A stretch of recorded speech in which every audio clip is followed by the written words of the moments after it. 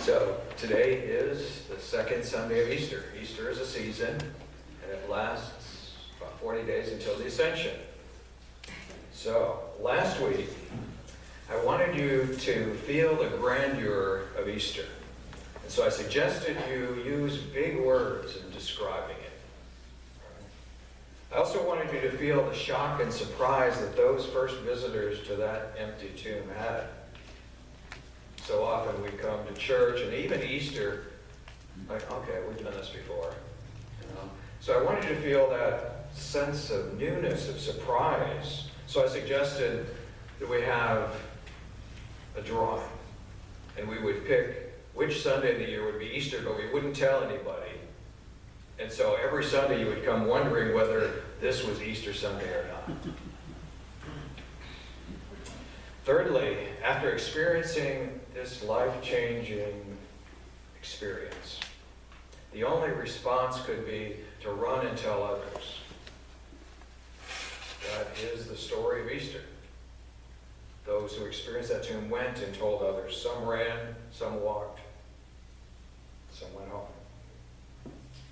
The only response is to go and to tell others. And so I concluded by saying, those who know tell those who don't. That's what, if you get Easter, that's what you do. That's what you do. But then, as with all things, reality sets in, right? We get back to routine. We get back to normal. For them who discovered Jesus, after a while, reality set in, as well as some confusion. You can imagine the confusion. There's just so much going on that particular day. Right? They come expecting one thing, find nothing. And they go and they have discussions, and then Jesus appears to them that evening. The Gospel of John puts it this way. Mary Magdalene, as you remember, went to the tomb. That was in the first half of John 20. Mary comes to the tomb and she discovers it's empty and she doesn't know what to do. So she runs to those two leaders who have been with Jesus, to Peter and John, and say, yeah, the tomb's empty. And so the three of them run back to the tomb. Peter looks in, and then John goes in and discovers that the grave cloths are laying there on the bench. The Gospel of John says that seeing those grave cloths was enough to convince John. Doesn't say anything about Peter. But then what do Peter and John do? They go home. They go home. Mary sticks around in her grief, and Jesus comes to her and he reintroduces himself. And then he tells her to go and tell the disciples. And so she goes and tells all the disciples that she knows and she meets that day, I've seen the Lord. He's risen. So this is where today's passage begins. We have gotten through the day. Presumably, Peter and John have had discussions with other disciples about just what this empty tomb thing meant. They've heard Mary tell them. And so now they've all gathered together in one place in an upper room. But they're afraid. So they lock all the doors, bar the windows.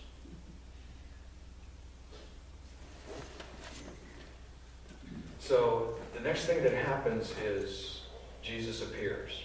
He comes in the middle of that room and says, here I am. And he shows them his scars, his ID, if you will. See, it's really me. And then he says to them what? What does he say?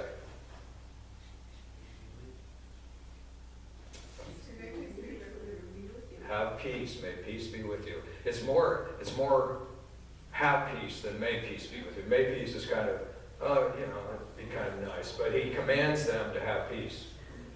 Whenever something strange happens in the scriptures, you get an angel or you get Jesus or someone coming and says, have peace. When you hear that, you know there's a reason not to.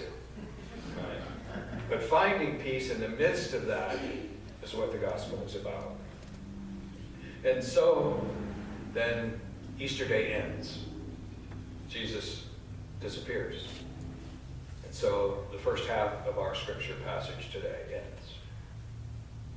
Okay, we had all of that happen They're in the upper room, Jesus comes, then he goes, and then we come to the second half. So have you got all that so far?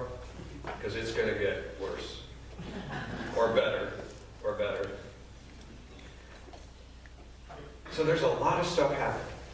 Okay, just in the Gospel of John. I want to take a look for a minute about what Matthew, Mark, and Luke have to say as they tell the story in their own way. So Matthew says, Mary Magdalene and the other Mary went to the tomb. Doesn't say who the other Mary is. Mark says, Mary Magdalene and Mary the mother of James went. So that gives you a clue. Luke says, women who followed Jesus went to the tomb.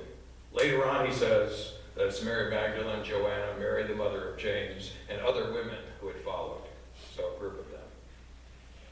But in all of that, the message is the same.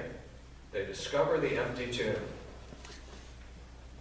which will lead them to finding the risen Christ. Now, remember in John, Mary saw the grave cloths in the tomb, and then she met Jesus. In Matthew, it says that they were met by an angel. In Luke, it says there was a man sitting there, presumably an angel.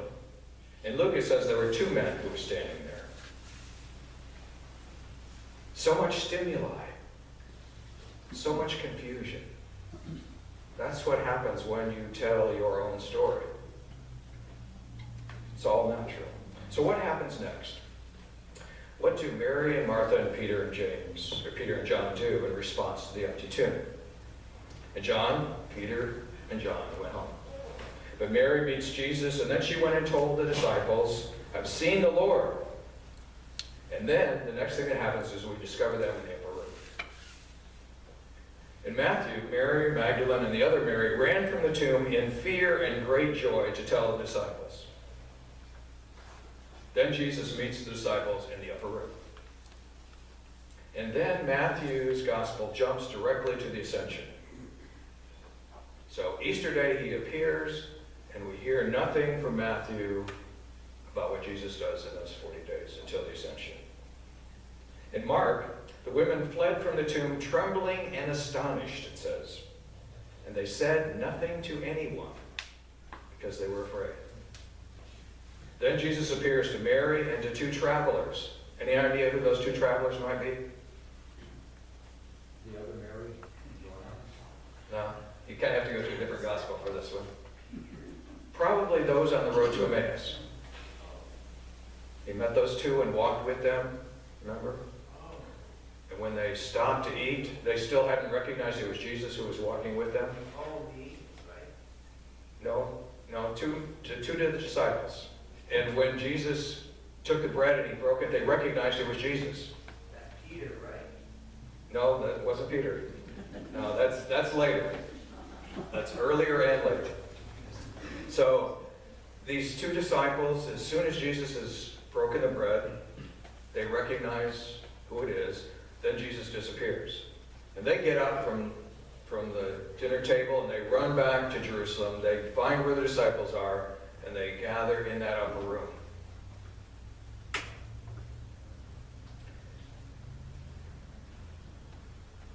Now, at this point in the gospel, it kind of ends where we ended John so far.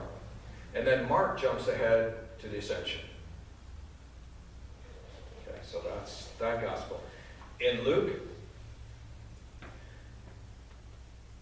Mary, Joanna, Mary, and the others, the women told the disciples. They told them what they had seen. But the disciples thought they were crazy and didn't believe them. Then we have the story of the road to Emmaus. And then they're back to the upper room. So we're all back to Easter evening in this. Then Jesus appears, shows him his wounds, his ID. And then Luke jumps ahead to the ascension. The ascension, yeah. So we have Easter Day. And then for 3 of the Gospels, that's all we have till the ascension. So what was Jesus doing those times? But there are 2 remaining appearance stories. We heard one today. And they're both in John. The first one is where Jesus and Thomas were in the upper room. Jesus met Thomas in the upper room. That's 1 week later. So after he had appeared to the disciples, when they were locked away in the upper room, a week later they were still locked in the upper room, but Thomas had come to be with them. Throughout that week it says that many of the disciples tried to convince him, tell him what they saw, that Jesus came and stood there among us, and his reply was, I got to see myself. I got to see it for myself. You can't live on your witness. So then the second one is, it says after these things, so after all of this stuff on Easter and then the week after Easter, Jesus appeared at the Sea of Tiberias to the disciples who were out fishing. Remember, Peter jumped in the water and ran to him and they had fish dinner. Now, in the Gospel of John, there is no ascension story. But if you believe that John wrote, or Luke wrote both Luke and Acts, then Acts picks up with an ascension story. Okay? So you got all that? That's Easter. That's Easter. It seems like there'd be a lot more in between the ascension and the resurrection, but we have no idea. Yeah, there had to be stuff, but we have no idea. So, that was one heck of an introduction, right? Yeah, that's what Easter is. So, do you have any questions before we move on? Yeah, there's one more thing. I think in 21, he also gives kind of permission to the church. He sends, he says, God sent me. Right, that's the ascension. No, in verse 21, where it says, after he tells them peace, and then he says, that's when he's still there with them. Oh, okay. All right. Yeah. All right. So it tells them to go. Yeah. Okay. Other questions or comments? All right. So this brings us back to Thomas, because Thomas is kind of the thing in this story. 1 week later, which is today, 1 week after Easter, Thomas joins the disciples who are still locked away in the room. John's gospel is the only one who tells this story. In fact, Thomas is not heard of in the other gospels, and not much in the Gospel of John. Lots of the disciples have talked to Thomas this week, but he wants to see for himself. Now, whenever pastors preach sermons on Thomas, they always do it by making some assumptions. You can't really preach this without making some assumptions, because there's lots of questions, right? Why wasn't he with them in the upper room that first week? I mean, you have to conjecture. What was it that made him say, I got to see for myself?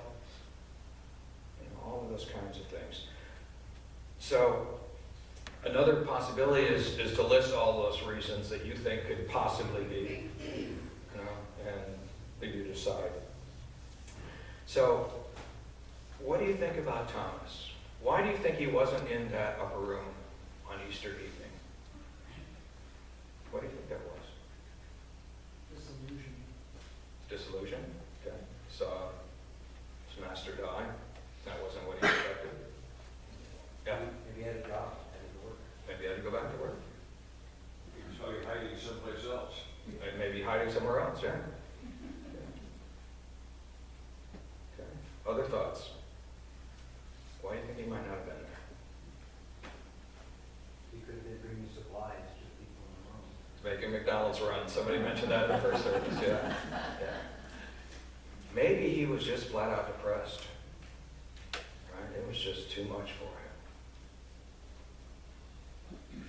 When you get depressed, you get depressed. Maybe he was just an introvert and needed time to process all of this. And then he went to check it out and see if it's real. Thomas had his doubts. Anyone here who is without doubts at all times?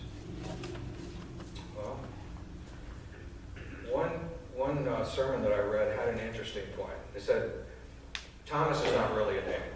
It means the twin. Right? And so they suggested maybe Thomas is our twin. So when we have those times when we doubt and we're not sure, maybe Thomas is our twin. And that's good. Thomas made it through. He got it. We, like Thomas, so want to meet Jesus, even in spite of the doubts that we might have. Norman Shirk wrote a poem that I think captures some of that. He wrote, "Let me meet you on the mountain, Lord, just once. You wouldn't have to burn a whole bush, just a few smoking branches, and I would surely be your Moses. Let me meet you on the water, Lord, just once. It wouldn't have to be on White Rock Lake, just a puddle after the annual Dallas rain, and I would surely be your Peter. Let me meet you on the road, Lord, just once. You wouldn't have to blind me on North Central Expressway, just a few bright lights on the way to chapel, and I would surely be your Paul. Just once, anywhere, anytime. Just meeting you in the Word is so hard sometimes. Must I always be your Thomas?" Easter is big, but it's hard sometimes. It's hard to get a hold of. It's easier just to put it in a slot and keep on going. And Hostler said, "My world is made meaningful not by what I can evaluate and define, but by what I can appreciate and adore." Right, that's part of what I was trying to say last week. My world is made meaningful not by what I can evaluate and define, but by what I can appreciate and adore. That's where Thomas came to. She said, "I find there is a profound difference in what I find interesting and what I find important. Finding Jesus is to find the holy." So we've come full circle. We are ending this week where we ended last week. Easter is grand and glorious, worthy of big words, big enough to fill our hearts. Easter is shocking and surprising and life-changing, so notice. Do we have an empty tomb faith or a risen Christ faith? Easter in faith is every day. Every day. Every day we should have those big words fill up our hearts. Every day we should be surprised by the hugeness of God as He comes to us. For those who know, tell those who don't.